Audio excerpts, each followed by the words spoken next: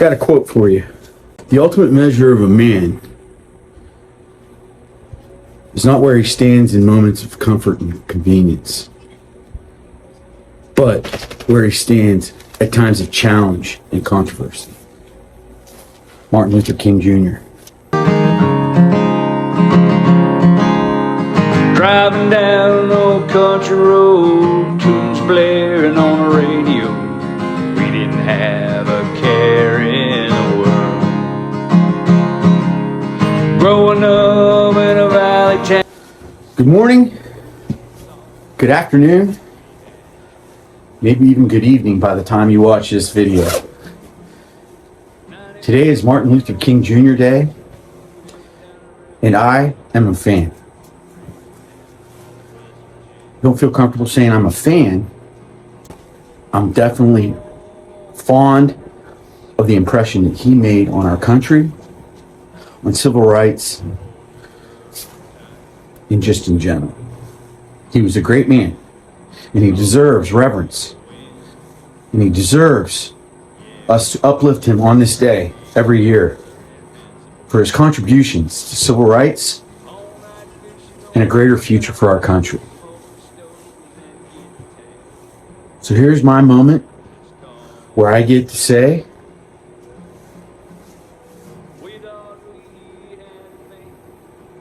thank you, Martin Luther King, for what you did for our country, for our people, for your people, to unite us, make us a better country. That's all I got to say about that.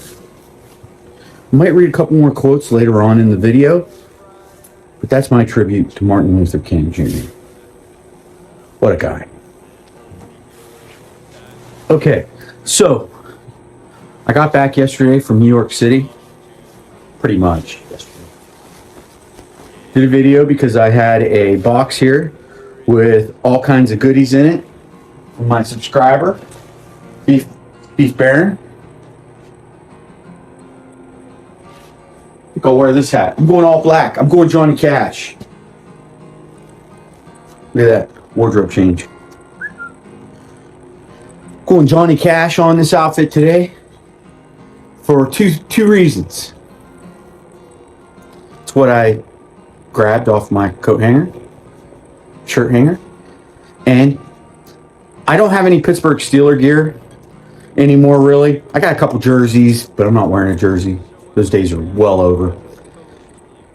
So this is my black. I don't have any gold.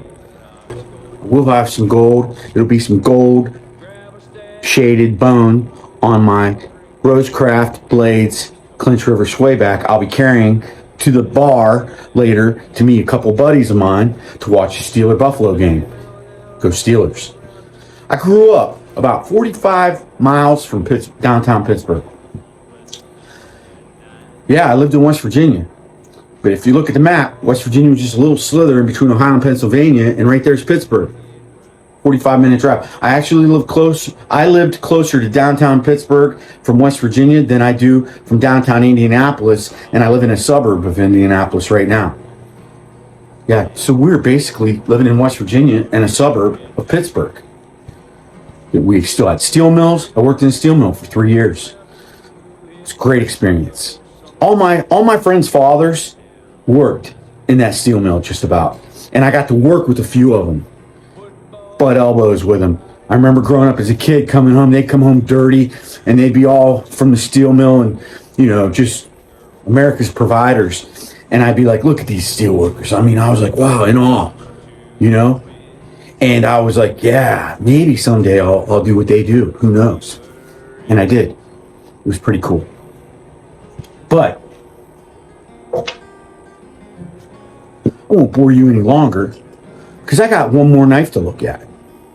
Yeah, we're going to look at a Kaiser knife. I think it's about my last knife that I've amassed over the early part of January now, which is quite a few knives already in the first month of the year. I think I'm over 10, maybe going on 15 knives, and we're on the 15th. I think today's the 15th. But the knife I'm going to look at today is going to be the Kaiser Mini Sheepdog.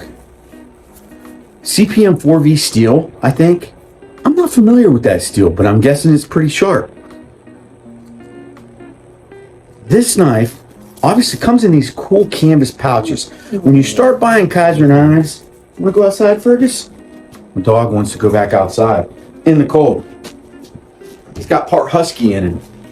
The German Shepherd looking one is a quarter husky, quarter Australian Shepherd, half full-blooded German Shepherd. The other one's a black lab, half Belgian Malinois. His dad was a police dog. His mom was a full-blooded black lab. Great mixes on our pups. I got lucky. Talking about a sheepdog. Might as well talk about my dogs and my sheepdog. Look at this little mini sucker. It's got a flipper tab. It's got like a dark green, forest green, anodized aluminum scale on the sides. Nice pocket clip. I don't know if the pocket clip is a titanium clip, but it looks like one. I doubt it is. It's probably aluminum.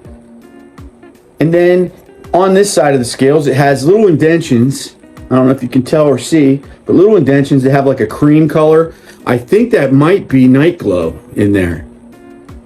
No, you know what it was? There was nothing in there before, and the fella I bought this knife from put little strips of night glow in there. So this will glow in the dark, I believe.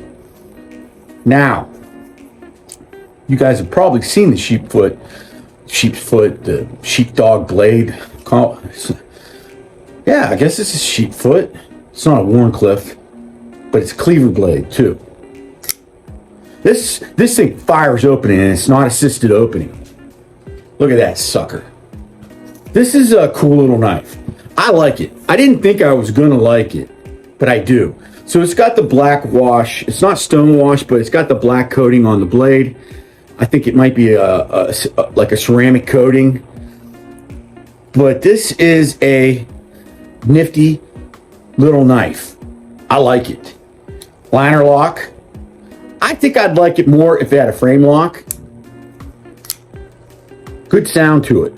I like the sound. It's got bearings. I like the action. It's a little cold. It's cold in here. Not that cold. Got my pellet stove running. But this is a good little knife. No lanyard hole. Not reversible. Is tip up. It's got a pretty strong detent down there on the bottom. And it's 0 degrees out. Look at that. Crazy cold. So I think you want to wear layers when it's cold out, obviously. Here comes Papa Dick Ritchie coming at you live. Going to give you a little tip on how to stay warm. I got a pair of jeans on. You're not going to be able to see, but a pair of jeans on. They have fleece interior. And they're not the super thick ones, so that if you do go inside, you don't start sweating. It's just right. So it's got the denim on the out, little fleece on the end, not the super thick stuff. Because, you know, it's okay to get a little chill. It's just when you go back inside, you don't want to start sweating and then whatever, now you're wet. And then if you have to go back out, that's bad juju. Now, I've always declared having and buying good gear, if you can, is the way to go. I found this a while back. This shirt's old. It's got holes in it and everything. But this is a Mountain Hardwear shirt. See that? It's got like nuts and bolts. Mountain Hardwear is awesome. This shirt right here is probably, where are the holes at? There's a couple little holes somewhere. I don't know where. But this shirt is probably, I want to say, easily 15 years old, if not older. Yeah. And it looks and still feels brand new. I love it. Picked it up on sale or else I may never have bought it. Mountain Hardwear is expensive because they know the materials they use and their engineering and their fabrics and all that is built for outdoorsmen. It's built for people out there that are going to be cold, get cold, and need the moisture wicking, all that stuff, the proper fabric layers and quotients and equations that they put into to help keep a person warm are in this shirt. This shirt is science. Yeah, believe it. Believe in buying proper gear because it's real. This shirt is awesome. And then it's got like a little breast pocket, 2 breast pockets like you typically have, but this has a little zipper entry here. It's not a heavyweight flannel. It's a standard flannel. It's just got this really nice, soft material that keeps you warm. And it flexes a little. It's just great. And this is old. This isn't the new flex stuff. This shirt's old, like me. And it lasts. So you pay an extra $20, $30 for the shirt. You get to have it for an extra 10 years. It's worth it to me because I bought cheap flannels and those suckers go quick. They're dust. What are you carrying today, Dick Ritchie? Well, I got a lanyard here. And look at this sucker. You remember this from yesterday's video. This is my new Gerber Nightshade slip joint. Look at it. It has like this copperish, not copper, like a bronze green anodized aluminum paint job. Oh man. Chrome bolsters. I talked about it yesterday. I'm not going to talk about it again. But did you remember? She's quiet. This is my Nightshade. When it's nighttime and I'm sneaking up on a critter out in the woods and I'm gonna get me a critter, I got my Nightshade. Because I can pull this sucker out real quiet so I ain't gonna scare the critter off. And boom, boom, boom, bam, I got it skinned. It's hanging to dry. Next thing you know, I'm eating squirrel stew. Oh yeah, and it's a slip joint, no lock. Fits right down in my pocket with my lanyard and I pull it right out like that. Oh yeah, I ain't messing around. That's how I roll. All right, let's get down to it. I'm going to read you another quote from Martin Luther King Jr. since we're just about over with this video, actually. Out of the mountains of despair, a stone of hope. I like that quote. And I like that quote because I like mountains. I'm from West Virginia. I love Colorado. I've known despair, and I've embraced hope. I have. I get hope. I get it. You know, we should all get it. Hope is you glass half full, not half empty. Despair is half empty. Don't bathe in despair, folks. Let despair go away. It eventually will go away. Let me let my dogs in 0 degrees out. Come on, guys. Good boys. And I like this one too.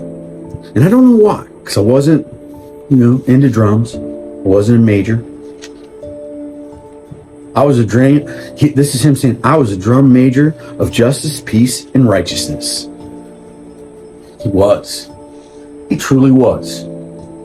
The drum major of justice, peace, and righteousness. I like those quotes. I think they're good. I think they're great. I think they're great quotes. Let's take time today, get on your Google, and Google Martin Luther King Jr., folks. Educate yourselves. It's what I did. It's what I do every year. I learn a new quote. I learn a new thing about Martin Luther King Jr. I think it's important that we all give it the time of day. Because he was an incredible person. We should all be happy that he was an American, and he helped unite America quite a bit. Sorry, the video kind of got serious, but you got to get serious for MLK. I don't mess around. When I talk MLK, I get my serious on. All right. So I got my puppies. I got 0 degree weather. I got snow out there. I just brought in a load of wood for the fireplace and for my work, because I'm a woodworker, lighting designer, and I've got to start the next batch of lights. So I'm going to probably get to work here, try to get a start on a fresh batch, and then I'm going to get ready to go to the restaurant bar thing, place we like to go, get some chicken wings and some cold beer, and I'm going to watch the Steelers whoop up on the Buffalo Bills. Oh yeah. Oh yeah. Go Steelers. Happy Martin Luther King Day. I don't know if that's how you're supposed to say it, but have a blessed Martin Luther King Jr. Day.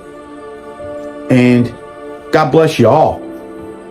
Talking in my hardcore country voice. Sorry, but it's when I feel the drawl.